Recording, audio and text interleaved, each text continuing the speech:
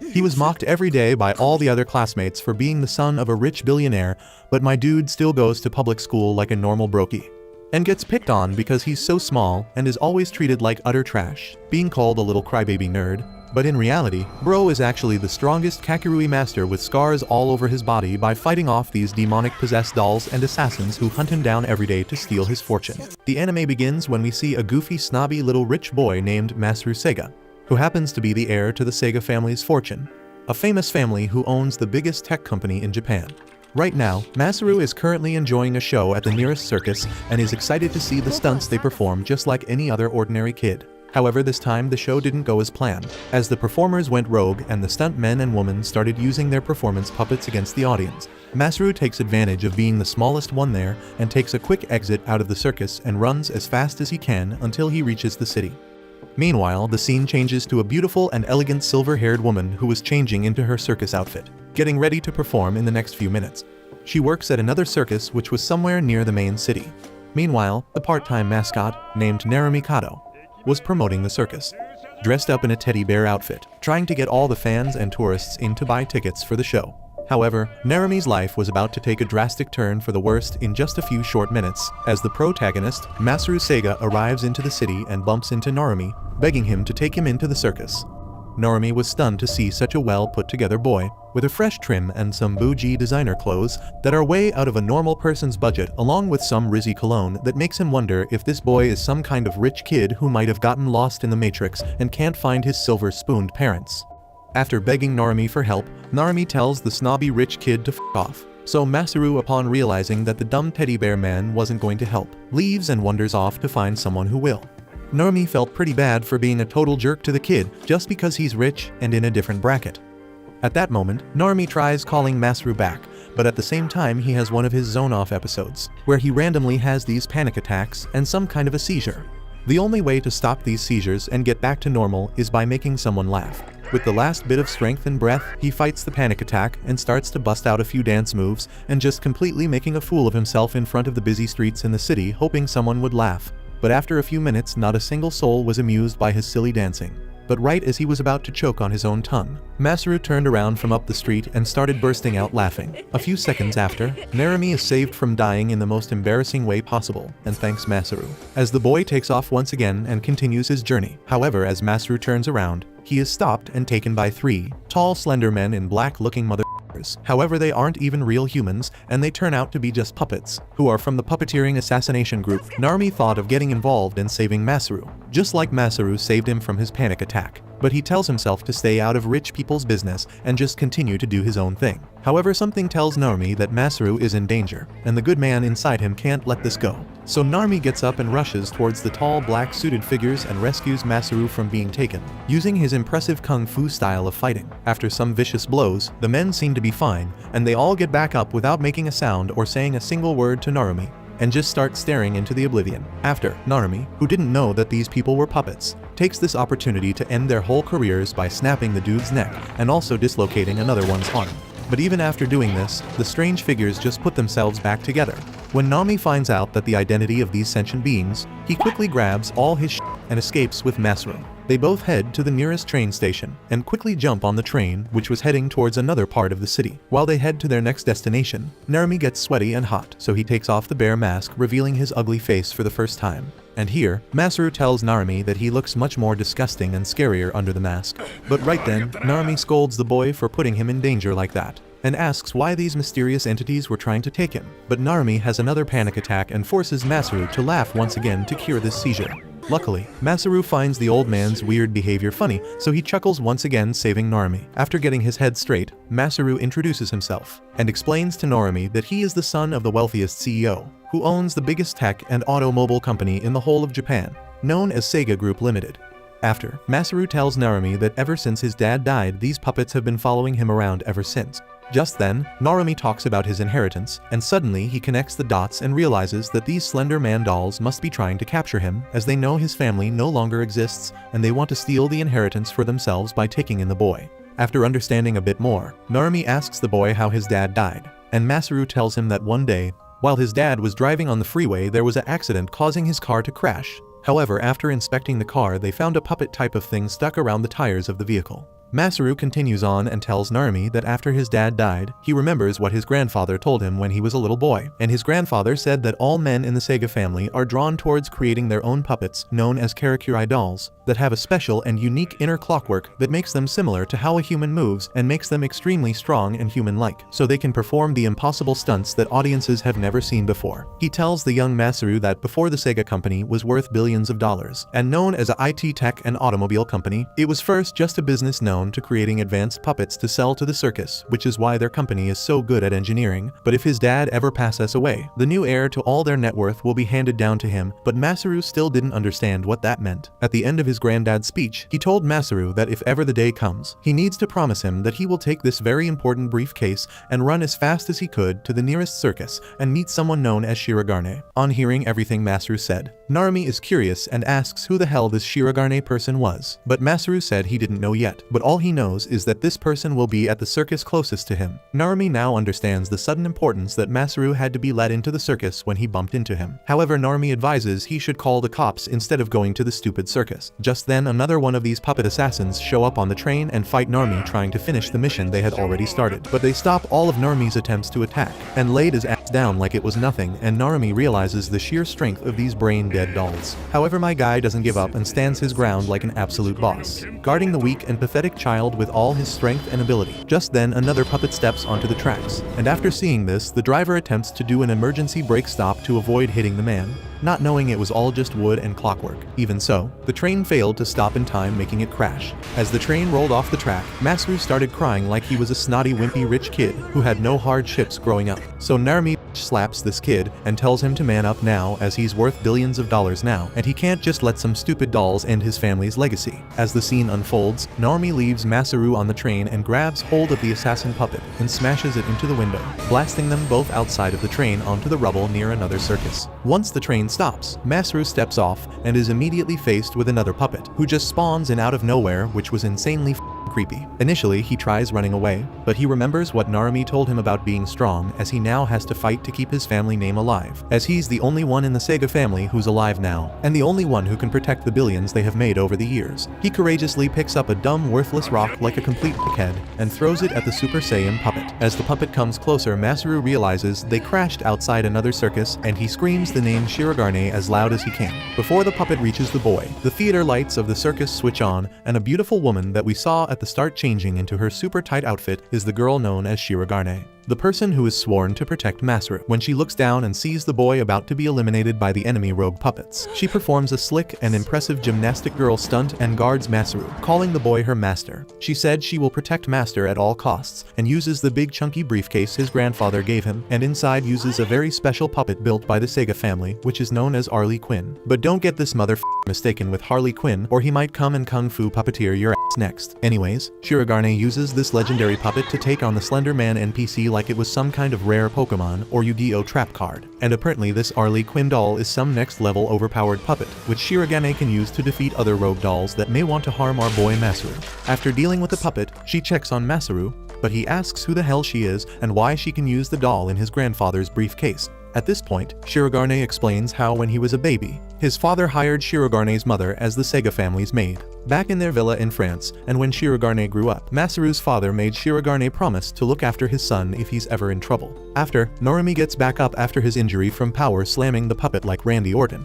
And when he sees the beautiful Shirogane, he was about to enter Mr. Teddy Bear Riz mode, but he sees her hugging Masaru, with her giant juicy jugs bouncing in his face. After the boy tells Narumi that this was the person he was looking for, and before Narumi even got a chance to riz her up, she automatically thought Narumi was another enemy trying to attack her master Masaru, and uses Harley Quinn to fight Narumi. Narumi tries to calm this down, but she didn't listen to a word this teddy bear circus freak had to say and tries to attack him with Harley Quinn, but after seeing his two heroes fighting, he steps in between them both, causing them to accidentally knock him clean out. They both rush over to see if he's alright, but the boy didn't wake up after eating these crazy blows to the face. But she tells Narumi that from now on, she will be looking after him, and take him somewhere safe where the puppets can't reach him. After, she leaves while carrying the boy on her back, and Narumi takes this opportunity to dip out of there so he doesn't see another one of these weird puppet things trying to take him out for literally no reason. But after seeing what the puppet did to all those innocent people on the train, he turns back and tells himself that he must finish what he started and eliminate all these demon puppets and find out who's in control of them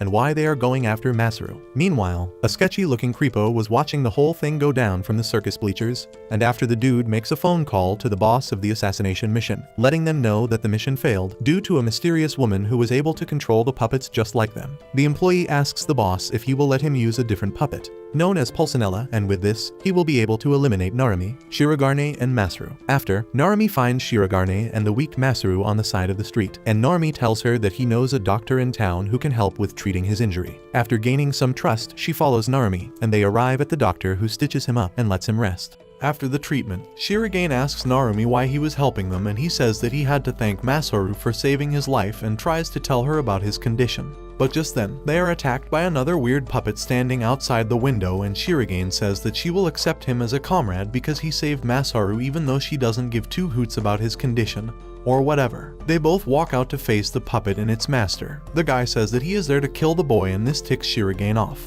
She takes out her puppet, Arlequin, and they both start fighting each other. The enemy's puppet, Pulcinella, looks strong and is said to have the ability to punch through concrete walls. It strikes Arlequin with full force, but Arlequin proves to be too opus for it, and it simply breaks its bat and then grabs its head with one hand. Pulcinella is completely shut down by Arlequin's strong grip, and after that, Shirogane uses Arlequin's special ability, Swirling Tiger, and shreds Pulcinella into pieces. It looks like they have won, but the puppet master tells her to look back, and she turns around to see Masaru surrounded by men with daggers. They go on to make sashimi out of Masaru, but then Narumi jumps in with his kung fu and beats them all out of the doctor's clinic. After that, the enemies run away and they all go inside to check on Masaru. The doctor also walks in and asks what happened in his clinic, but everybody ignores him like an NPC and keeps looking at the rich boy. Masaru feels bad for being the central cause of all this mess and starts crying, but Narumi sits down and tells him to cheer up and that it's not his fault for wanting a normal life. Just then, his condition kicks in and he tells Masaru to laugh for him, but he doesn't understand and keeps crying.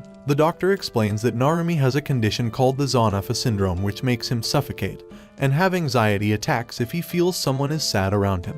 He must make them happy and laugh at himself, or else he will just die like a sissy. Narumi walks out to find people to make laugh and ends up becoming a terrorist in the local supermarket. After hearing about his condition, Shirogane and Masaru decide to follow behind Narumi, and they help him out by beating him and making the people around them laugh. After that, Narumi invites them to stay at his house until Masaru is safe, and they all start living as a family. Back at the house, Masaru tells Narumi how he is the child of a mistress, and after his mother passed away, a lawyer came in and took him to meet his father. He grew up weak and poor and was always bullied, but now he has suddenly inherited a lot of money. He says that he never wished for all that and all he wanted was to make a proper grave for his mother. Hearing the kid's sad story, Narumi starts tearing up and he decides to cheer him up by showing him his old album.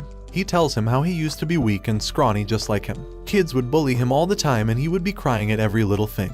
But then he resolved to grow strong and worked hard, and now he can knock out Andrew Tate and Logan Paul combined. Hearing this, Masaru becomes happy and tells him to teach him how to grow strong and asks him to never leave him behind like his parents did. Narumi promises that while looking at Shirogane, and we all know the dude has his priorities somewhere else. Later that night, Masaru gets up to go to the toilet and, surprise surprise, gets his ass kidnapped by a puppeteer through the window. Well, he practically destroys the whole wall, so the window might not have been the key thing. Shirogane and Narumi rushes out to save him, but as one does, she forgets to bring Arlequin and gets beaten to the ground like an NPC. Narumi also tries to jump in but gets ambushed by a couple of men and gets pushed to the ground as well. They both see the kidnappers jump inside a van and zoom away into the distance. Narumi says that he will call the cops, but just then, a black car pulls in and the puppet master from before walks out. He introduces himself as Irio and says that he is from the killing team who were hired to get rid of the boy. On the other hand, their rivals are the kidnapping team who were hired by someone from the Sega family who wants to adopt Masaru. Obviously, both parties are after his money, and if they want to get the boy back, they must go to the family house, which is full of the deadliest puppets and most masterful puppeteers of the family, waiting to have Pokemon battles with anyone they walks in front of them, like those annoying kids in Pokemon games. After hearing Irio out, they decide to team up for the time being and crash straight into the Sega family house. Irio's men have set time bombs around the whole property and plan to take everything down to the ground with their rivals. Meanwhile, Narumi charges in and starts knocking NPCs out left and right. Following his lead, Irio's men also rush in and it becomes an all-out war between the two parties. They soon reach the main gate, which is guarded by one of the proficient Sega puppeteers. One of the men tries to open the gate but ends up becoming mincemeat by the contraption. Shirogane says that she doesn't have time for all this and jumps in with her Harlequin and destroys the door and the enemy together. Meanwhile, Masaru wakes up in a fancy bed and is greeted by his kidnapper and uncle, Zenji, who wants to adopt him as his son for his money. Masaru quickly figures out that Zenji is as good of an uncle as was his father and kicks him in his generations and runs out. He hides away in an old room and finds a diary with his father's name. He reads it out and finds out that his father actually brought him in as bait to make the puppeteer families fight each other into oblivion. Just then, his uncle finds him and starts beating him like Yamcha got beaten by Seibaman. On the other hand, Narumi and Shirogane run in alongside Irio and they split up as enemies once again. Narumi and Shirogane eventually run into a trapdoor and fall down into a deep tunnel. Narumi protects his future wife and gets badly injured and gets her life story in return. Back in the mansion, Zenji takes Masaru to the control room to show him that his friends fell to their demise, but to his surprise they are alive. Masaru sees that and sprays the man with some fire extinguisher and jumps off the window, saying that if he survives, he will get to live smiling like Narumi taught him. Thanks to some plot armor, he falls over a puppeteer who is about to kill Irio and saves him. With that, he tries to buy his loyalty, but he says that he has a policy of not betraying his clients, but then Masaru shows him the diary that he found earlier. And Irio gets mad about the fact that the Sega family was using them to kill each other off. He takes Masaru's offer and joins his side. He then goes back to his uncle alongside Irio and his puppet and asks him to stop this madness. The uncle says that he wants him to say yes about getting adopted and shows him the footage of Narumi and Shirogane getting captured by a string-wielding puppeteer. Looking at his friends like this, Masaru agrees, but then Irio tells him that his uncle is betraying him and Masaru gets mad and breaks his leg before running down to meet up with Narumi and Shirogane. Inside the cage, Narumi tells Shirogane to stop being sad and that she is a human, and she reveals how her real name was Eleanor, but she was raised as a puppet since childhood and was taught to control puppets as an assassin. But one day, she was saved by the words of an old man who gave her hope, and that man was Masaru's grandfather, who requested her to protect Masaru. But then she keeps holding Narumi's arm and tells him that she felt happy and warm with his words. Just then, Masaru jumps inside after crashing Irio's puppet into the building and making him collapse. When the door opens, Zenji stands on the other side alongside his men. The string puppeteer points his blades at Masaru's arms and says that he will force a yes out of him even if he has to take some of his limbs off. Shirogane tries to cover him and tells him to take hers instead, but Narumi can't let this happen to his crush, so he simply breaks the blades and then uses constipation stance, kung fu something something technique, and bends the bars of the cage. They all walk out, and after looking at how bruised Masaru is, he goes on a frenzy and beats up everyone standing there. Unfortunately, Shirogane gets her legs injured by one of the enemies and they eventually capture Narumi too. But Masaru decides to man up and takes Harlequin's strings from Shirogane's hands and uses the spinning tiger attack to save them all. Just then, the bombs go off and the whole building starts collapsing. Irio gets up and they all try to make an escape, but then Masaru falls down into the burning building. Narumi promises to save him and sends Shirogane away, and then jumps down and shields the boy from all the burning debris collapsing over him. He starts getting a Xanopha attack but tells Masaru to keep laughing and that one day he would grow even stronger than himself. Soon, Masaru falls unconscious from all the heat and smoke while being saved by Narumi. The next morning, after everything has burned up and only black charcoal remains, Masaru wakes up still protected by Narumi's arm. He happily looks around and thinks that they are safe, but then looks up to realize that the arm was all that was left of Narumi, and he probably died in the fire. Time for time skip. 2 months later, Masaru and Shirogane have finally recovered from all their wounds, and Masaru has taken the role of the head of the Sega family. They have finally started going back to school, and Shirogane has quit the circus to become a maid at Masaru's house as well. They miss Narumi a lot, and Shirogane feels like she can't laugh ever again due to not being able to help Narumi in his last moments. Masaru also goes back to his school, and the bullies try to mess with him again, but instead of crying or fighting back, he just laughs it all off like Shanks. At one point, they push him back and his banana comes off, revealing disgusting scars underneath. Masaru takes his shirt off and reveals serious scars and stitches all over his body, and says that he doesn't care for bullying anymore as he has faced people who don't think twice before taking lives, and that he wants to live his life smiling like the man who saved him. After school, he takes Shirogane to a rundown circus in the city and tells her to join them in hopes of her finding happiness once again. Meanwhile, in the US, we see a silver-haired French man named Guy taking care of Narumi in a hospital. Guy works with a lady named Lucille, who is the same person from Shirigane's childhood memories. It turns out that Guy was in Japan on a scouting mission and stumbled upon Narumi in the burned-up building. He took him back to the US and had him treated in this medical facility that takes care of over 2,000 children suffering from Xanopha syndrome. He also fixes Narumi's severed arm with an artificial one similar to that of a puppet and makes him recover really fast using a special medicine. Narumi has lost his memories and can't remember who he is and why he is there, but Guy helps him by giving him his driver's license and telling him where he found him.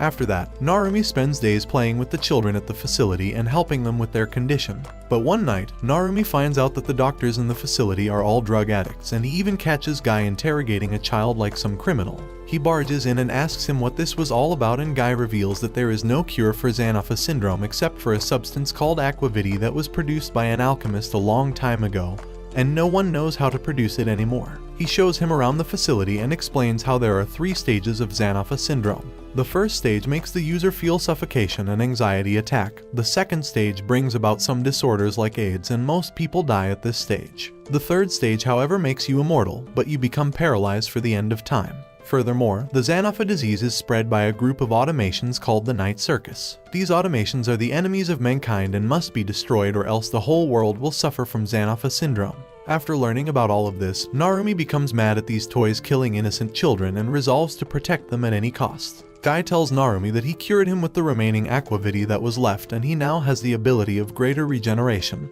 and extended life. Furthermore, he won't contract any diseases either. With this newfound life, he should grow stronger and help them defeat the automations by becoming a puppet-wielding fighter called Shirigane.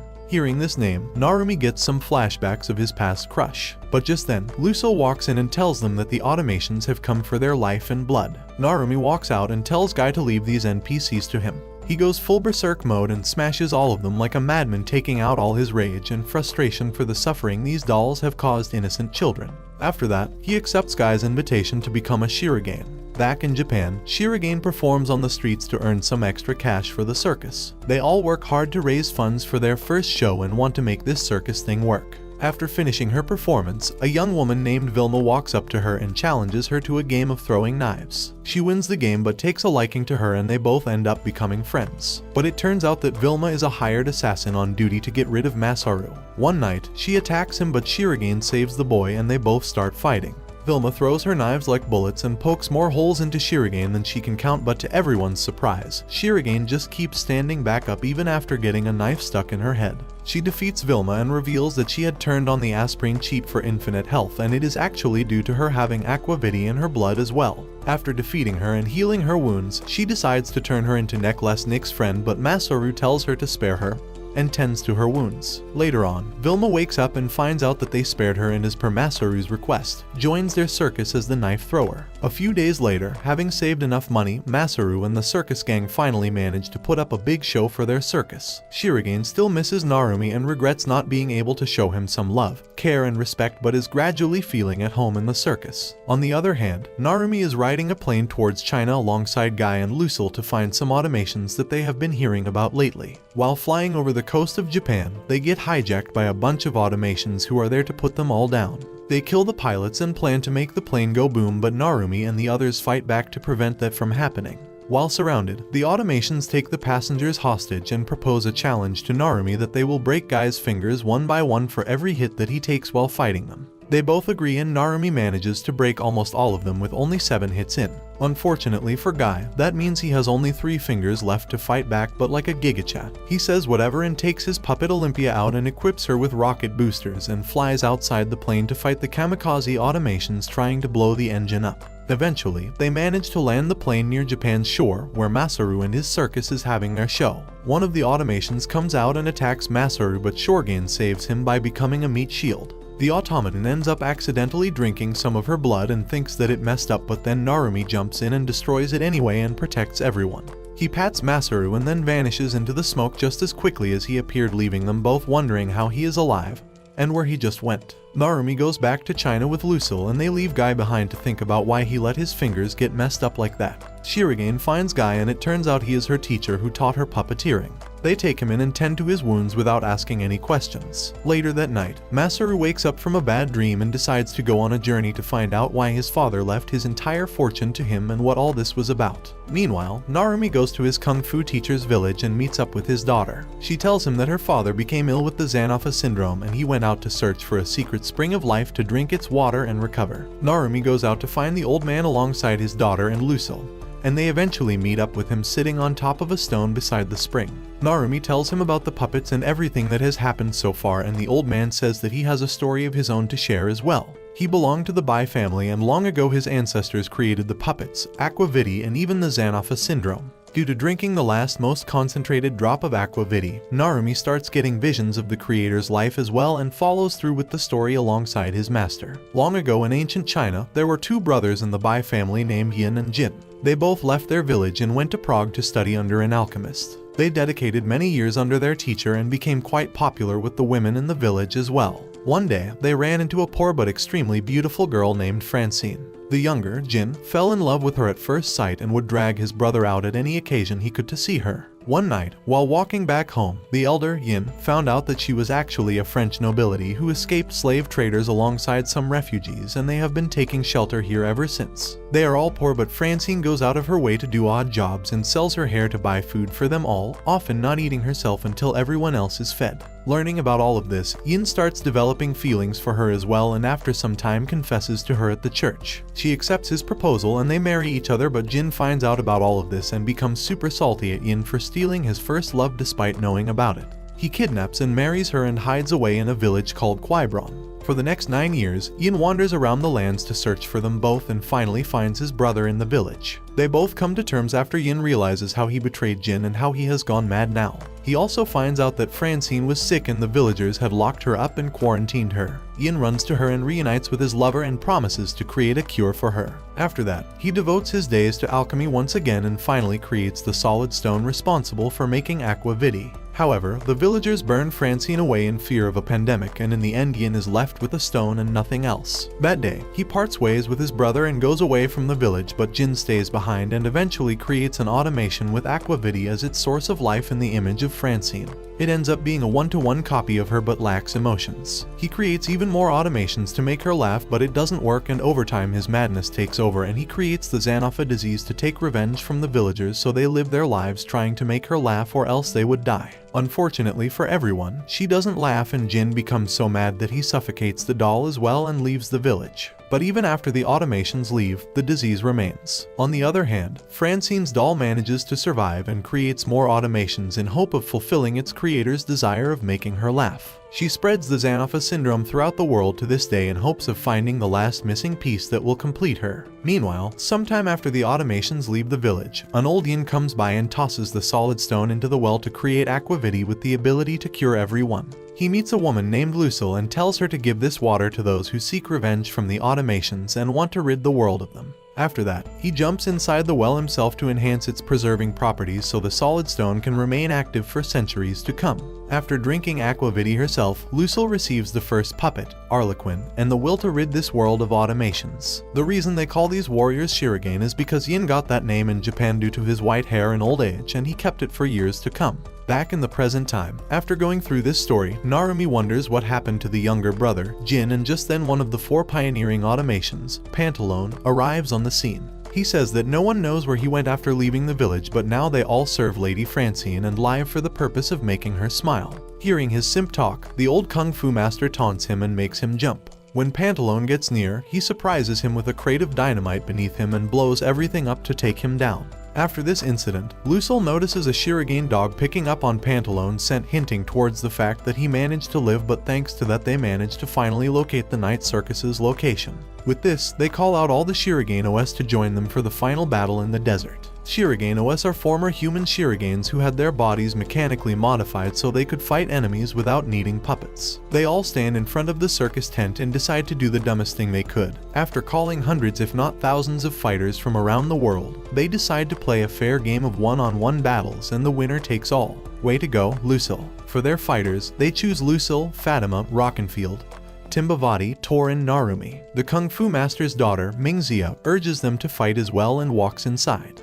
Their invitation is accepted by one of the four ancient automations, Daughter. One of the Shirogane OS called Zed runs in like the Zed mains in my games and destroys a couple of automations, but then he faces a merry-go-round automation and ends up inting like an idiot. After that, another Shirogane does the same thing and Narumi wonders what kind of idiots they were. He then jumps in himself and destroys the automation like a brute and shows everyone just how useless they are. A couple of other automations jump in and fight Fatima and Mingxia, but they all defeat them and win the round. After that, they are sent down to the next stage where they must choose between two doors where one hides their leader, Francine, and the other leads to a surprise from Shako. Just then, one of the Shirogane OS with them takes out a medical room and tells Mingxia and Fatima to heal up there while the rest will split up in two teams and go for Francine's head. Lucille stays behind with the girls as well in hopes of finding another way to reach Francine. Meanwhile, Irio is enjoying his rich life to the fullest, but one day a Shirogane enters his hotel room and introduces himself as the guy who will make his life interesting again. Irio takes him up on this offer and goes back to his village to pick up his weapon before flying to the Sahara Desert where the night circus is located.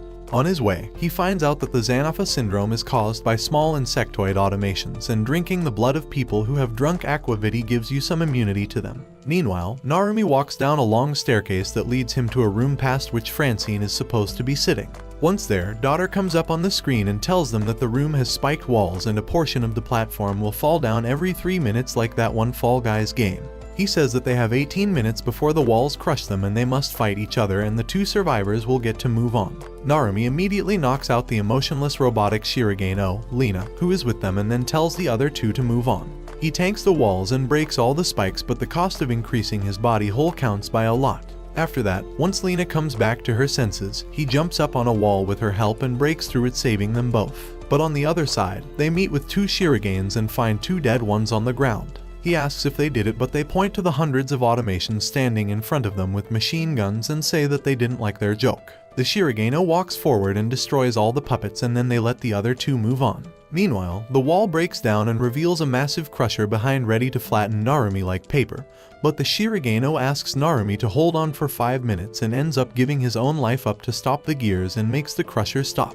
In his last moments, he tells Narumi about his sad story as to why he became a Shirogane, but let's just skip over that because I said so. After conquering all these challenges, Narumi walks on and eventually reaches the circus's main ground where he meets up with the other Shirogane. There, the four ancient automations, Pantalone, Daughter, Columbine, and Arlecchino greet them all with Francine's doll sitting above them in her throne. While all this is happening inside, all the Shirogane outside are fighting against a massive army of low-tier automations. While their quality is low, they outnumber them vastly, and sadly the difference proves to be too much for them. Inside, Narumi starts walking upstairs towards the Francine doll with more holes in his body than necessary. The other Shirogane who came alongside him fights off against the four ancient automations and keeps them busy while Narumi walks up like a zombie. But then Arlecchino manages to break away from his opponent and decides to go after Narumi. Lena tries to stop him, but he one-shots her with his Opus AP build and then stands in front of Narumi and calls him out for being weak. Narumi tries to punch him but then falls back due to too much blood loss. After his fall, the other Shirogane tries to save him but gets their cheeks clapped by the automations, who then call out all the low-tier automations from inside to finish them off once and for all.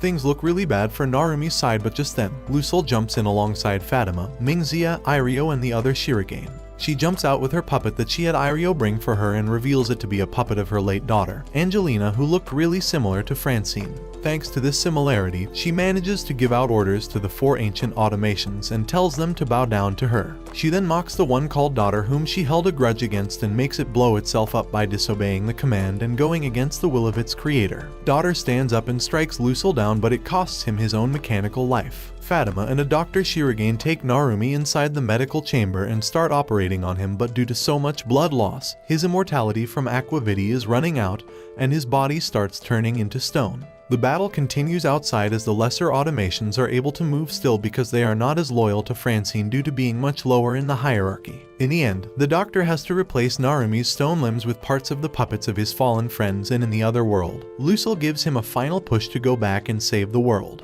On the outside, Columbine manages to stand up by making herself understand that the order was given by a fake and not the real Francine doll. One of the dark and handsome Shirogane decides to fight her off and uses his snake puppet to inject his own blood into her, making her rot away due to the reaction with aquavity in him. After finishing the surgery on Narumi, the doctor turns into stone and crumbles away as well, saying now it's up to Narumi to wake up himself. Meanwhile, Pantalone manages to break Angelina's doll and breaks himself and Arlecchino away from the order. They walk upstairs and apologize to Francine doll for getting tricked by the fake. Just then, they turn around and see Fatima approaching them with her puppet, so Arlecchino decides to one-shot her as well, but luckily she didn't forget to buy a Mr. Cloak and manages to live with 1 HP. Pantalone decides to kill Steel, but suddenly, Narumi wakes up with newfound conviction and rushes straight towards him using his mechanical limbs. He left-right uppercuts Pantalone into oblivion and lets Fatima rest in peace as she fades away from burn damage. After that, Arlecchino stands in front of him like the final boss, but Narumi simply one-shots him and tells him that he is no longer important to the plot. With that, he walks up to Francine doll and prepares to destroy her. He tells her to stop the Xanopha syndrome, but she says that she is not the real doll and she was created in the 1900 seconds by the real Francine, and only she knows how to stop Xanopha. Hearing this, Narumi loses his mind and destroys her anyways and starts wondering what he should do next. Sometime later, back in Japan, Shirogane talks to Guy about Narumi and how she wished to protect him, but he tells her to not worry about him and how sometimes giving someone freedom to explore on their own is the best form of love. After that, he walks back inside and Shirogane decides to follow after a while. On her way, she gets attacked by a bladed fist, and when the smoke clears up, it turns out to be none other than Narumi himself. He says that she is the real Francine doll and that he found this out from a man called Fu, which is French for fool. He was a former Shirogane and decided to become a successful businessman so he could support Lucille in the war against automations. Shirogane says that it was French for I will fool you instead, and that she was Eleanor, the girl he taught how to smile. Narumi says that he doesn't know anyone like that and proceeds to attack her, but she refuses to let him deny her existence and continues telling him about herself.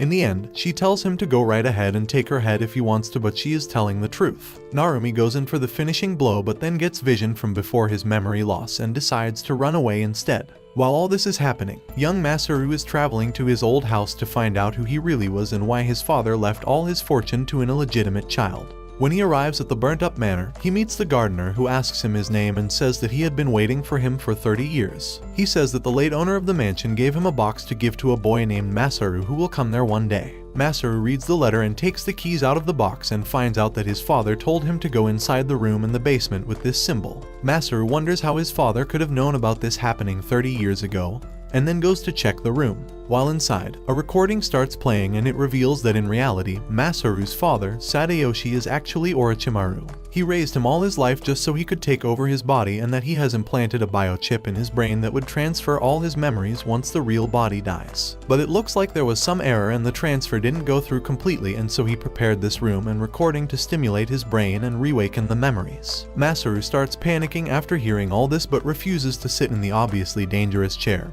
and finds out that his father left 3 advanced puppets for himself as well. Masaru decides to walk outside to take a breather, but there he meets 2 puppeteer assassins from the same clan as Irio. They say that they were in debt to his grandfather, Shoji, and he had asked them to put down the boy named Masaru if he ever enters this room because he would become Sadayoshi then. They start attacking him, but Masaru barely manages to dodge and runs back inside. He locks the door and starts hearing a voice that tells him how to unlock the suitcases with the puppets, and with their help he defeats both assassins. The voice turns out to be a little bird-like puppet created by his father to assist him after his rebirth, but now he is something like an AI assistant for Masaru. Thanks to his help, Masaru gets access to 3 advanced puppets, one of which can even fly. After this incident, we find out that Shoji is actually alive, but his body is half blown away, and he is living inside some kind of recovery fluid chamber. From the inside, he tells the clan members to bring Masaru to him so he can confirm what Sadayoshi wants to do after reviving, and they follow through with his request and capture Masaru with a master ball and yoinks him straight out of the sky. Back at the clan building, Masaru meets with his grandpa, but to his dread, he refuses to accept him as Masaru and keeps saying that he is Sadayoshi. Then he makes him drink some of his blood and tells him to relive his own memories, and we get to have another story time. Some 200 years ago, after Bai-in left his brother, he went to Japan and became a doctor. There he met a young boy named Shoji and taught him medicine and swordsmanship. Shoji was the one who translated Bai-in's name as Shirogane and is the reason why all puppet fighters are called that. Years passed on and Shoji grew up to be a fine man. One day, he went to treat the lord of a manor, and there he met a lady who knew about Western medicine. He fell for her at first sight and admired her for her knowledge as well. This lady turns out to be Lucille's daughter, Angelina from France. Her mother had implanted the soft stone inside her, and instead of letting her die as a puppeteer, she sent her away to far lands and gave her a vial of aquavity and told her to give it to the one who wins her heart and to live a peaceful life. Her mother gives her the puppet she got from Bai Yin, Harlequin, and sends her off. Over time, Angelina grows closer to Shoji, and one day while saving him from a fire, she reveals her immortal body and Harlequin in front of him. Being the young boy who helped Bai Yin create that puppet, Shoji immediately recognizes it and asks her why she had that, and then follows her through the night to seek answers. At first, Angelina thinks that he would think of her as a monster having survived those flames, but Shoji says that he fell in love with her at first sight and drinks the aquavity to live with her forever. Just like that, years pass by and Shoji becomes a businessman who creates and sells puppets. To assist in his work, Lucille sends a young man named Dean to help transport puppets for the Shirogane. With time, Shoji adopts Dean as his son and names him Shirogane, and they make a good family. But then, the Fire Nation attacks. One day, Angelina tells Shoji that he is going to become a father. Back in the present time, Guy walks inside the room and Shoji asks if he is there to fulfill his promise. Shoji says that yes he is, and says that he needs to confirm if Sadayoshi has really revived in Masaru's body or not, and the story continues. It turns out, Guy is part of this story, and it begins with his mommy issues when he got Xanapha syndrome at a young age. His parents left him at a hospital with a bag of candy and went to buy milk, and we all know how that ends. Since that day, Guy kept asking for her parents, but none came until one day, Lucille arrived and gave him the choice of becoming a Shirogane. After some time, he was tasked with the duty to capture Angelina and to bring her back so they could implant the soft stone in her newborn baby. He goes to Japan and meets her and tells her why she is there, and they end up having a fight, but Angelina eventually wins the battle due to knowing all the secrets of Guy's puppet because she created it. After his defeat, she tends to his wounds and offers to adopt him as her son, and Guy finds a mom for himself once again. On the other hand, one day while walking through the city from some business, Shoji sees a girl who looks similar to Angelina. He thinks that there is no chance she is there because she is supposed to be in the village, but follows her anyway. The person turns out to be none other than the original Francine doll after she created the other Francine doll, and left to find the missing piece to make herself laugh. She reveals her identity to Shoji and says that she is looking for a person by the name of Angelina, and she wants them to disassemble her. Hearing this, Shoji starts sweating his pants and asks her how she knows that name, and she tells him that during one of her battles, she came across a puppet with the name Angeline written on its parts. She figured that it must be the name of the creator, and so she wants them to disassemble her as she has failed to learn to laugh even after 100 years and wants to just stop existing. Shoji looks at her already dead face and tells her that he is the real creator and he will take her to Angelina, but only if she allows him to make her weaker than a normal human. Francine's doll accepts and they go to the village and make it in time to see Angelina give birth to her daughter, Eleanor. From that experience, Francine grows to love the baby and finds a new meaning for her robotic life, but it all comes crashing down one day when the Fire Nation attacks. One night, a rumor spreads that Shoji is treating the whole village to some McDonald's and the party is going to be outside the village. Everyone walks away except for Shoji and his family. Turns out, it was all a scheme enacted by none other than McDonald's clown. Simply put, we don't know who it was yet. While sitting inside, they hear the gears of automations turning and wonder what they are doing there. Francine's doll says that she will go and order them to walk away from this place, but to her surprise, the low-tier automations simply ignore her order and shoot her down, asking who even was she. After getting disrespected like this, Angelina feels bad for her and gives her Eleanor and tells her to run away as fast as she can. Turns out the automations are there for the soft stone, which is now inside little Eleanor, and now Francine is running into the woods to protect her. Back in the village, Guy, Shoji and Angelina fight the automations until only Guy is left standing, and Shoji decides to hold them all off so Eleanor can be safe. Meanwhile, the automations break Francine doll's legs and she falls into a well. She holds Eleanor above the water and tries to protect her, but due to the soft stone inside her, the water around them starts turning into aquavity and Francine's doll starts dissolving in it like metal into acid. During her last moments, she manages to be selfless for once and does her best to make the baby laugh, and doing so gives her so much joy that she finally cracks a smile before dying. She then drills a hole in the wall to drain all the fluid before getting dissolved completely to protect Eleanor from drowning. After things calm down, Guy jumps in and retrieves Eleanor and realizes how Francine managed to do something humane before getting destroyed. After their story ends, Shoji asks Masaru if he knows where the soft stone is now and asks him how he feels after living through his memories. Masaru starts crying and tries to prove that he is still Masaru and not his dad, but Shoji and Guy refuse to believe him. He ends up running out and runs into Shirogane. Guy tries to attack him, but she protects him and asks Guy what this was all about. Just then, Masaru falls from the cliff and starts reliving the memories of people around him. Continuing from when Guy found Shirogane, he brought her back to Shoji and they decided to lie about her existence and came up with the story that Angelina's body disappeared with the soft stone, and Eleanor was an orphan who Guy found. After that, Guy raised her as a Shirogane and made her strong, and one day, when she had grown up a little bit, Shoji decided to visit her and call her near him by requesting Lucille on an official notice. When they meet, he realizes that his daughter is completely broken and thinks of herself as a puppet, and for some reason she knows him and thinks that they have met before. He discusses the matter with Guy and they come up with the conclusion that there is only one person who can use Shoji's name and manipulate others as him, and that is his adopted son, Sadayoshi. He wonders why Sadayoshi would do such a thing and keeps the matter on the back burner for many years. But one day, Sadayoshi walks in and tells him that he got a kid and would fund his mother to raise him. Later on, he shares the same diary with Shoji that Masaru found in the burned house. Shoji becomes scared of what Sadayoshi has become and decides to save his grandchild and goes to meet his daughter once again. And this is the encounter that Shirogane remembers from her childhood with Masaru's grandfather. One day, Sadayoshi calls Shoji from his trusted Kuroga village where the Iryo and the other puppeteers are from. He says that there was an outbreak of Xanopha in the village and if he wants to save them he must come alone without informing anyone else. Shoji rushes to the village and ends up fighting him. He reveals that he wants to experiment with the human downloading theory on his son Masaru. He decides to draw inspiration from his ideals Black Zetsu and Madara Uchiha and plays the role of a real-life puppeteer where he controls the lives of his adoptive parents as well as their only daughter so that she grows up to be devoted to Masaru. After that, he plans to revive himself in Masaru's body, and just like that he will gain a gorgeous beauty as well as Shoji's wealth altogether. However, this plan has a hiccup when Shoji turns out to be alive and he launches an attack on him when he is downloading his memories inside a young Masaru, and stops the process midway. After that, he grabs him and jumps inside a tank of sulfuric acid and burns them both away, but Shoji manages to somehow survive yet again,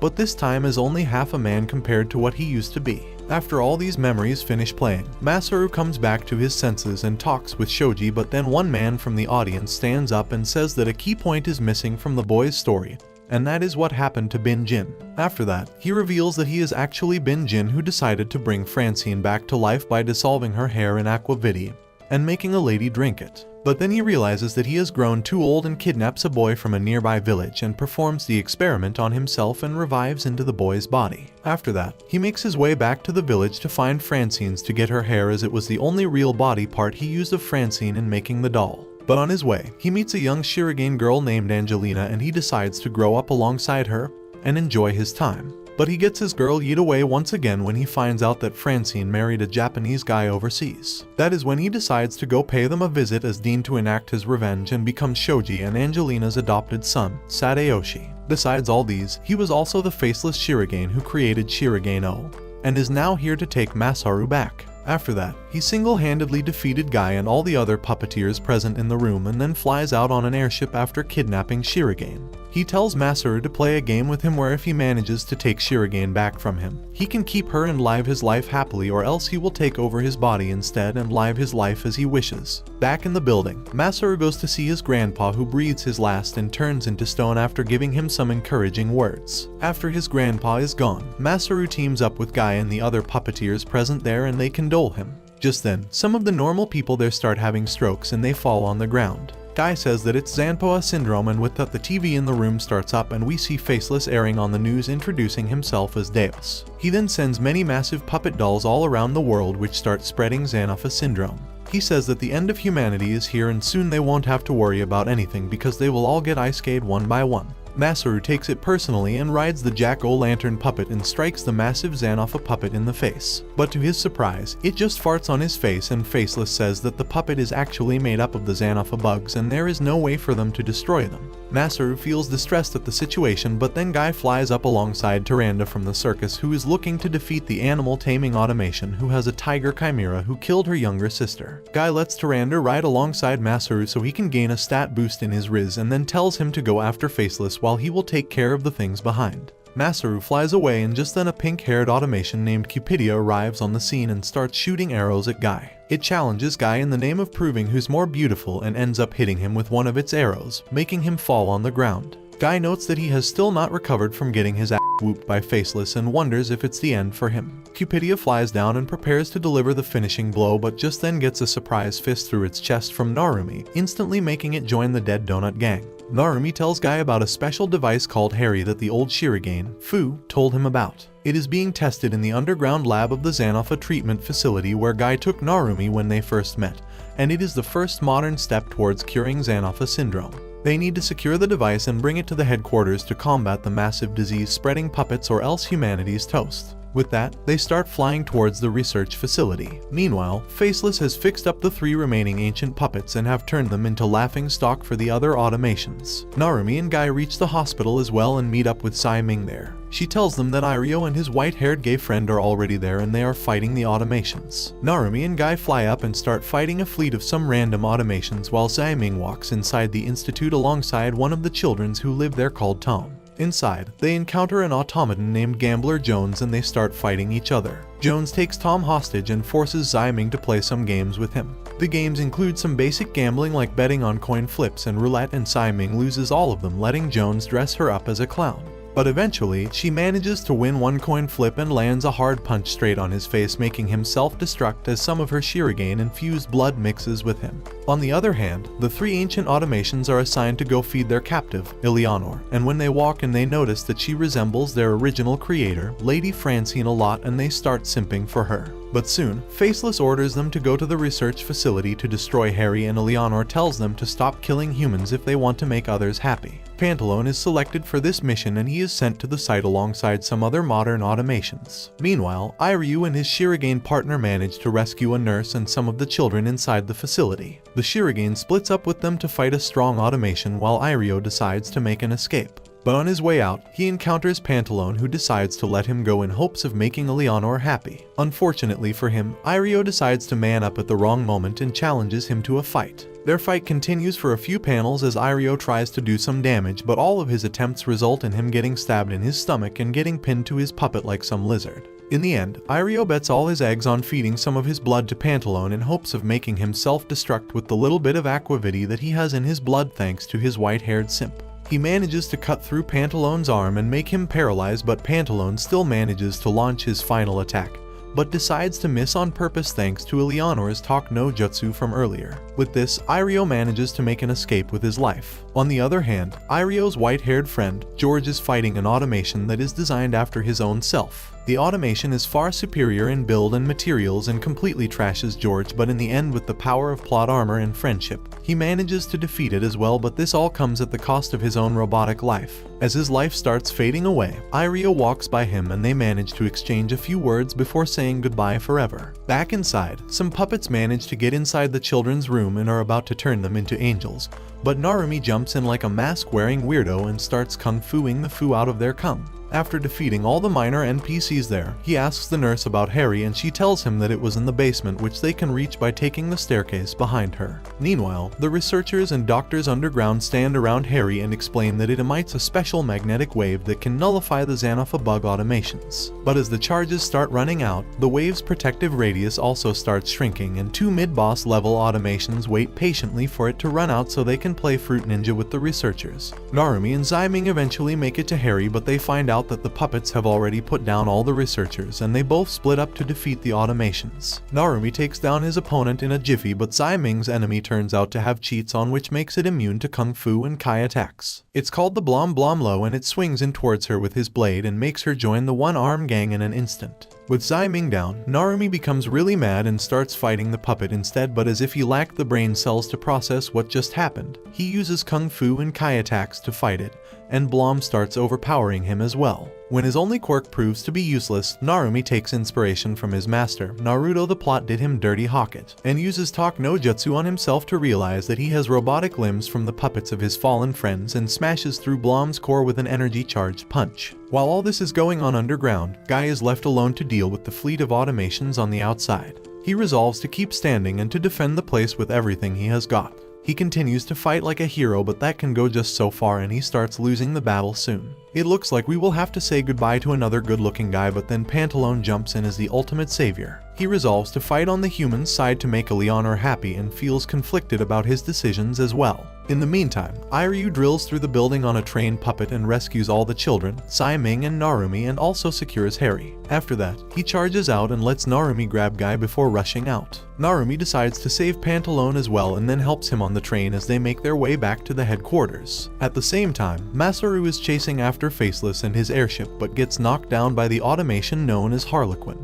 He crashes near the shore of a monastery in France where Faceless is residing and keeping Eleanor. But before Masaru and Tyrande can walk in, they are ambushed by the Chimera taming automation, and Tamanda says that she will deal with him and let Masaru go in. Inside, Masaru is found by Columbine, who is still thinking about Eleanor's order to not kill humans, and she tests Masaru for his reasons to save her. Masaru uses his Wizard magic and Talk no Jutsu and lets her let him go, but they get ambushed by Android OS, which are the recreations of former Shuriken OS by Faceless. The androids kick Columbine back, calling her trash, but Masaru grabs her and rizzes her up with his words. The androids decide to capture Masaru, but Columbine helps him and they manage to make an escape down to a special room. Once down, Columbine explains that Android and Shurigenos were created by preserving the original bodies in a sleeping capsule, and then using a brain downloading mechanism to transfer memories into newly robotic bodies. The room they land in is the place where the original bodies are kept, and with that they start messing with the systems to wake them all up. In the meantime, the Android OS come in and they start fighting Masaru and Columbine and manage to capture them eventually. But just then, the capsules open up and all the androids start going crazy looking at their original old bodies and decide to ice-sky themselves instead of accepting that they will grow to be that ugly. Once all that is taken care of, Masaru thanks Columbine and rushes out of the room and encounters Faceless. Meanwhile, Tyrande is fighting the Tamer automation very bravely, which obviously means she's running for her life like she's supposed to. She eventually runs inside a big hall where she is saved by Arlecchino. She thanks him and smiles for him, which makes his gears turn. He notes that it is a really strange feeling and then lets her continue running like a chicken.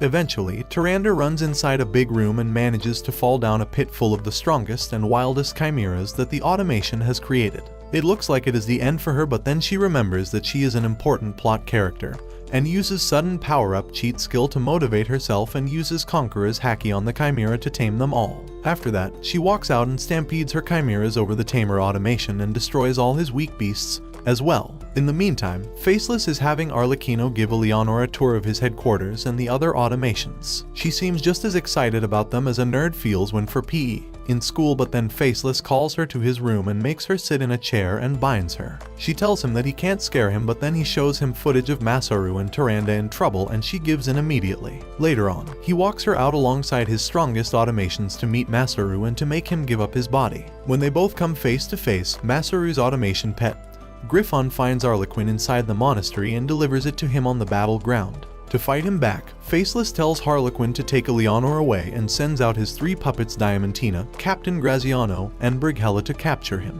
Masaru fights them back with Arlequin but soon gets overwhelmed as Diamantina decides to body the puppet head-on. But to save his butt, Columbine jumps in and tackles her away. She tells Masaru that she will take care of Diamantina and tells him to focus on the fight ahead. On the other hand, Tyrande runs into a weird-looking space rocket from SpaceX and wonders who designed that.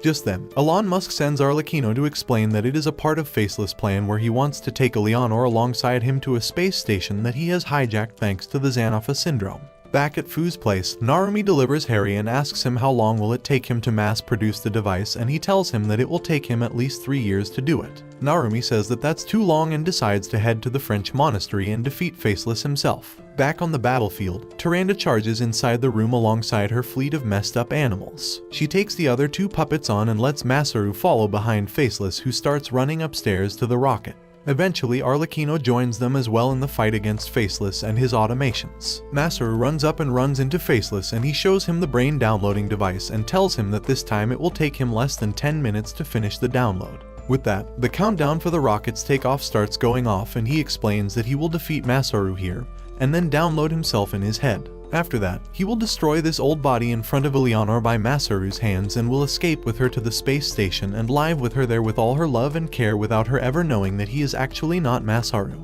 With that, he starts fighting him and soon beats him up as he knows all his moves and knows them better. He then knocks him out and puts him inside the brain downloading device and downloads his own mind in Masaru's head.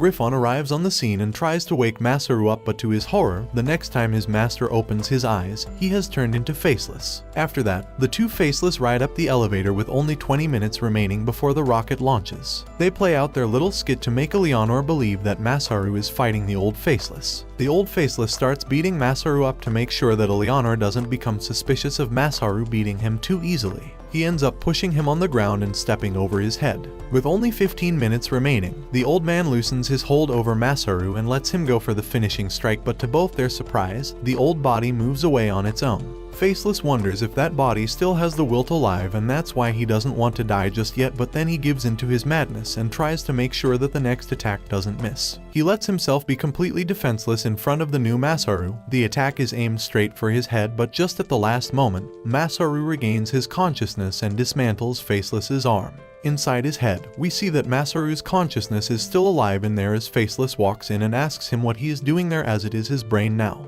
Faceless asks him to leave, but Masaru asks him how much water he thought there was in the well when the alchemist threw in the soft stone inside it to create aqua vitae. Faceless thinks that Masaru is just trying to stall for time without any reason and entertains his question. He tells him that there should be about 10 to 15 tons of water, if not more. He then asks him how aqua vitae makes humans immortal, and he explains that it enhances the cells of their bodies and makes them go back to their original state. In this way, it keeps the body in its prime state, enhancing their life force. After that, he asks him where the soft stone was now, and he replies that it's inside Eleanor's body. Masaru says that that stone that created aqua vitae from 10 to 15 tons of water is now sealed inside a slim body. As a Shirogane, her blood must be the most potent aqua vitae there is, and he has drunk it before, which means that after having foreign data downloaded in his mind, his body now treats it like a disease and is reverting to its original state, and just like that, he nullifies the whole brain download and regains control over his own body. With that, he rushes inside the rocket and tries to unchain Eleanor, but it proves to be too difficult. Faceless walks in and starts beating him to a pulp, but Masaru doesn't give up and forces Eleanor out of her binding by dislocating all her joints. He then prepares to jump off the rocket as it starts taking off, but Faceless grabs Eleanor's arm and doesn't let them go. They keep struggling for a little while, but eventually manage to jump off, letting Faceless go to space all alone. Back on Earth, as they fall down towards the ground, Columbine uses her powers to save them in exchange for getting blasted herself by Diamantina. Just then, Narumi also arrives on the island and meets up with Arlecchino, who walks out carrying Tyrande. He hands her over to Narumi and tells him to take care of her and says that he is acting only to Lady Eleanor's orders. Meanwhile, Masaru and Eleanor land on the ground and Masaru throws her down the cliff towards Narumi so he can riz her up once again. After that, he runs back to the castle to find Diamantina, who remained faithful to him till the end and ultimately saved him as well. When he arrives on the scene of the battle, he finds only her head and speaks with her until she deactivates completely. But before that happens, he hugs her and cries a lot, which makes her really happy, and she goes back to her mother in the sky just like that.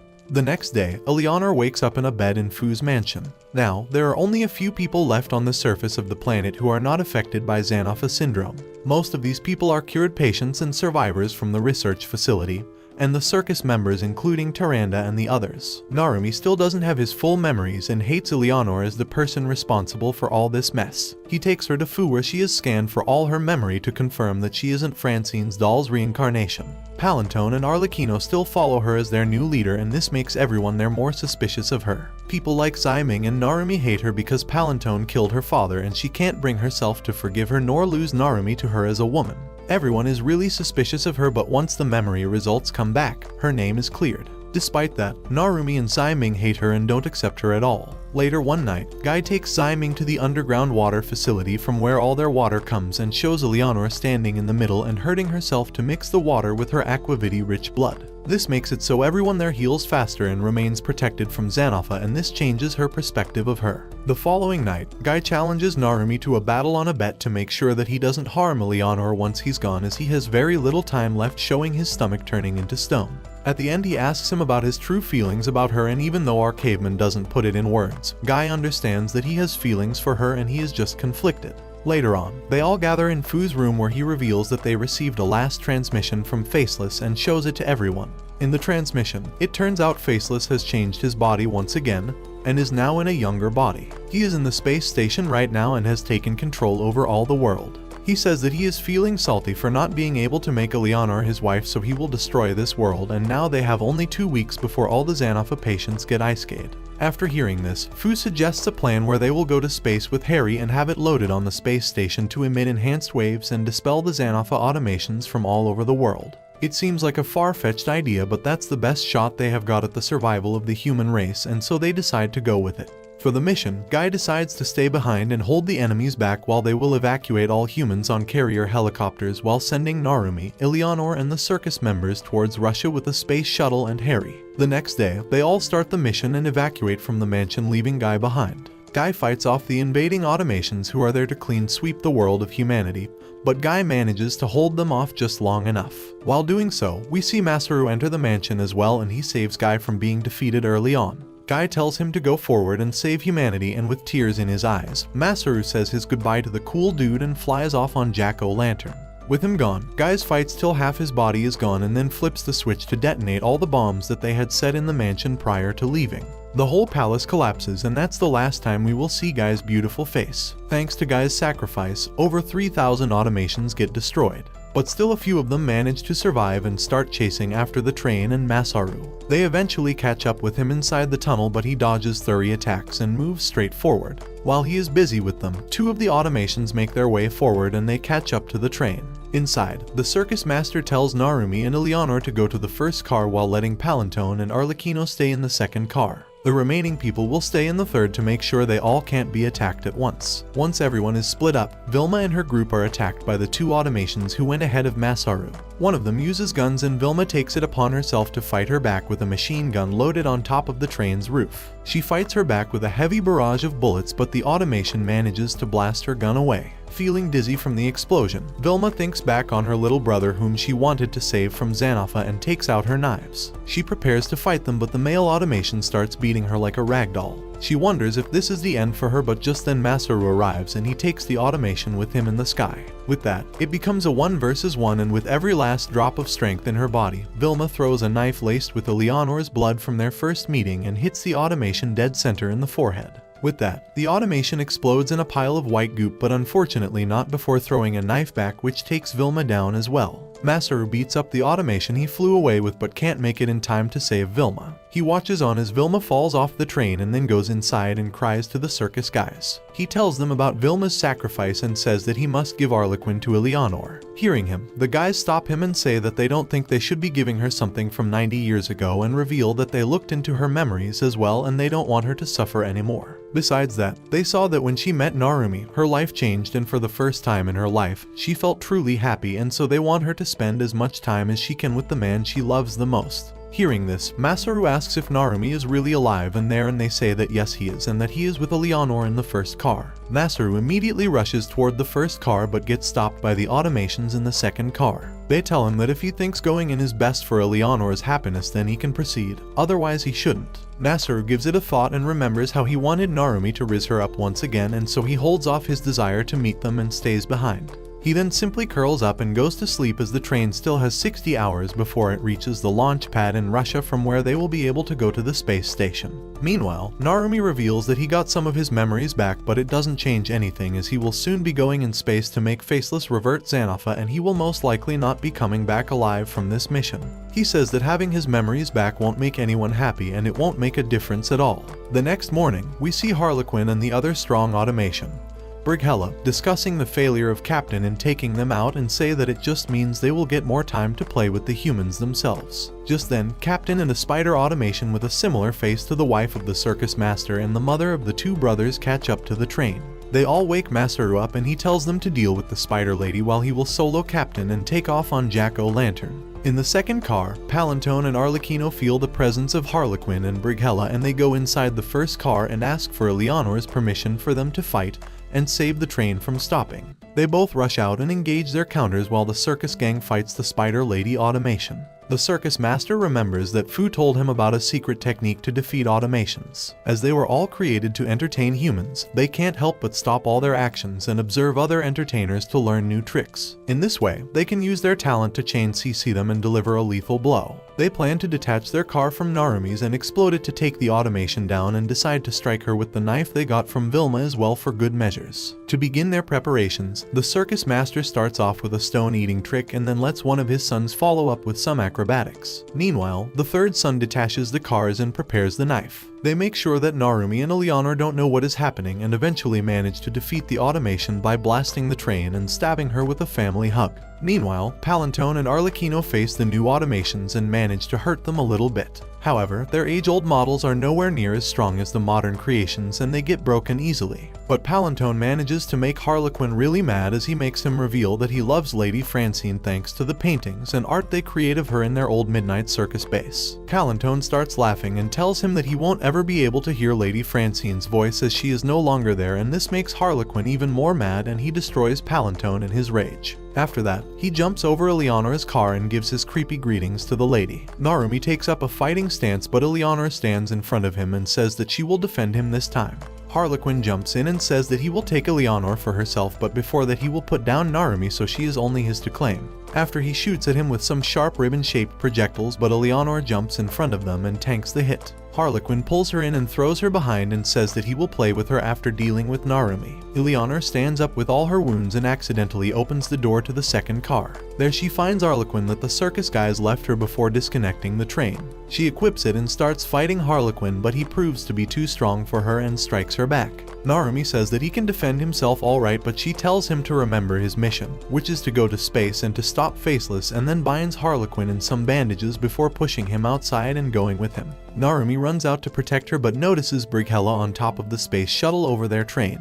He is about to destroy it, but Narumi jumps and challenges him to a duel. He keeps thinking about Eleanor but tries his best to focus on the fight. Brighella proves to be quite experienced in martial arts and he starts beating the living hell out of Narumi. When it looks like Narumi is on his last leg, the automaton takes out its weapon arm and shoots a missile at him to dishonor him as a martial artist. Hearing the word missile, Narumi remembers an important lesson from his martial arts teacher and uses all his strength to launch a missile punch at Brighella. He catches him off guard and then follows up with a deadly combo before throwing him off the train in pieces. Meanwhile, Masaru is fighting Captain in the sky. He tries his best to match his blade, but Captain proves to be too fast and precise for him. Masaru barely dodges lethal blows and then flies up in the sky for his life. After making it chase him for some time, he remembers his grandfather's memories and decides to trust his swordsmanship to finish Captain off. He takes out a katana and jumps down to fight Captain without his puppet. Their swords clash a few times, but then Masaru uses the power of plot armor to gather all his strength and cut through Captain's sword and body all in one swift strike before dismantling him completely with a follow-up. With these two down, the train reaches the launch pad in Russia and they load up the space shuttle there. Ximing, Fu and the other humans are inside the control station and are ready to send Narumi into space, but then they all notice a horde of automations running towards the launch pad. They wonder how they will protect the mission now, but Narumi stands tall and decides to fight them all on his own. He starts fighting them like a grizzly bear but feels overwhelmed. He thinks that that's it for them, but then notices that no one is attacking him from behind. For some reason, his back is protected and he notices that someone, a puppeteer, is there and is fighting alongside him. This guy turns out to be none other than Masaru, and together they both manage to defeat all the automations attacking them. Once the fight is over, Narumi turns around to thank his savior but gets surprised as Masaru clicks a picture of him with a bright flash and tears in his eyes. After that, he lets Griffon speak in his stead so Narumi doesn't realize who he really is. He then tells him that he used this really bright flash to make him blind for some time and that he wants to go to space instead of him. Masaru tells Narumi to go and make the woman he truly loves happy, and that if he doesn't then everyone will only have revenge and regret in their hearts after all this is over. That's why he wants him to go and save Eleanor. Besides that, he is more well equipped to cure Xanopha, so he should take his caveman brain back to his girl. After that, he goes to the space station and boards the shuttle. Before going inside, he meets up with Tyrande, who obviously has feelings for the wizard Masaru the Great, and she cries and tells him to not go as she wants to spend more time with him and to become closer friends. Masaru says that in that case, they will go on a picnic together next week and that he knows of a way to make it back. With that, he wishes her goodbye and goes inside the space shuttle. Meanwhile, Eleanor has been dressed up in a wedding gown by Harlequin when she was unconscious, and he has taken Harlequin away from her as well. He chases after her as she runs ahead and feels unreasonably sluggish and weak. Her hair also starts turning black as she notes that it is due to the lack of blood and aquavitae in her. Eventually, Harlequin hears the voice of a baby crying and he goes inside a church to see a priest holding a little baby in his arms. Harlequin decides to eat the baby, but Eleanor jumps in and protects it, but it makes her get hit by one of his attacks as well. The automation starts walking forward to claim his victory, but just then Narumi breaks inside like a demon and starts walking towards the automation. Harlequin tries to summon some lightning to turn Narumi into barbecue meat, but thanks to his blindness, Narumi's other senses have sharpened and he manages to precisely break Harlequin's horn and stops the attack, and then follows up with a dismantling combo and takes him down. After that, Narumi walks out with Eleanor and confesses to her and apologizes to her for being rude to her earlier. He slowly starts gaining his vision back, and as he cries more and loves her more, Eleanor starts crying as well, and after many generations of separation, Bai-Yin and Francine manage to be together once again in this reincarnation. In the distance, we see Arlecchino holding Palantone's head and looking at Eleanor's happy smiling face with his half-destroyed body leaning against a wall. They both feel immense joy as they realize their purpose of existence for seeing Lady Francine's face smiling. With this happy story unfolding on Earth, Masaru manages to land on the space station and walks in to find himself in an Earth-like atmosphere with old buildings and a lot of Francine dolls in there. Faceless, or Bai-Jin as he is originally called, walks out and reveals that he revived himself in a clone body that he created from the cells of his original, and now that he has failed to make Eleanor his once more, he just wants to destroy this world and be done with it as he looks upon the misery of others from his heaven up here. Hearing his words, Masaru gets on the ground and begs him to tell him how to stop and cure Xanopha syndrome. Bai-Jin feels disappointed in him for begging in front of his enemy and says that he won't tell him anything. Hearing this, Masaru takes out Jack-o'-lantern and says that he will beat the cure out of him in that case. Bai-Jin then takes out his own puppet, which turns out to be a white Harlequin, and says that it's much stronger than his brother's model. They both start fighting each other, and as expected, Bai-Jin easily defeats Masaru. During their battle, he asks him why he let Eleanor get taken away by Narumi, and that having his own memories in his head, he must have realized that his love for her was more than just like that of a mother or an elder sister. As she ages 5 times slower than a normal human being, he could have easily grown up and become her boyfriend and married her. Hearing all this, Masaru starts questioning his actions but forcefully fights back and says that Narumi loved her first, and this makes Bai-Jin really mad as he loved her first as well all those years ago. He then grabs him by the collar and decides to put an end to him, but a Shirogane dog jumps in front of him and takes the hit herself. This surprises everyone, and just then, they hear a familiar voice from the group of Francine dolls standing in the corner. It turns out that Diamantina was hiding there all along, and she jumps out and walks up to Bai-Jin. She says that in her fight against Columbine, she told her that her creator only loved her as a tool, and this made her really mad, so she is now here to ask him herself if he loves her or not. Bai-Jin looks at her with blank eyes and says that yes he does. Griffon tells Masaru that it is their cue to run away, but Masaru says that he still needs him to tell him about the cure. Diamantina releases a bunch of explosive bears and says that no one will move until she says so, and asks Bai-Jin to tell her that he loves her more than the real Francine, but Bai-Jin tells her that he is free to love whomever he wants and dismantles her on the spot. With that, she feels betrayed and stabs him in the guts and makes her bear explode, causing the whole space station to lose altitude and start falling towards Earth. Its course turns out to be near Eleanor and Narumi's location, and Bai-Jin says that it's perfect as he will take her down with him. Masaru starts begging him once again and asks him how to change the course of the fall station, but Bai-Jin becomes bored and tells Chak-PT to answer his questions. Chak-PT says that they can't do it because the thrusters were damaged. Masaru says that he will go out and fix it himself, but Bai-Jin says that it's not possible as it will take more than 3 hours to just wear the suits and they have less than 45 minutes before crashing. Masaru refuses to give up just yet, and looking at that, Bai-Jin remembers his childhood with his elder brother and decides to help him. They use Jack-o'-lantern and fix the thruster and change the course to the sea, and he tells Masaru about the way to cure Xanopha. It turns out, they just had to broadcast Eleanor singing to the world and it would make the Xanopha automation start curing people instead. Masaru relays this information back to Earth and they cure everyone, and then asks Bai-Jin to come with him in the escape pod. But Bai-Jin says that it's best for him and all the automations to go away from Earth once and for all and let Masaru go away alone. Just like that, Masaru and everyone else manages to save Earth and cure everyone from Xanopha, and 6 years later, we see Narumi and Eleanor married to each other and roaming the world as a traveling circus. Meanwhile, Masaru wears a bear suit to advertise for the circus just like his ideal, Narumi once did. And that's how Karakuri Circus comes to an end. Thank you for watching. Please don't forget to like and subscribe. Don't forget to hit the bell icon so you can be notified about our new videos.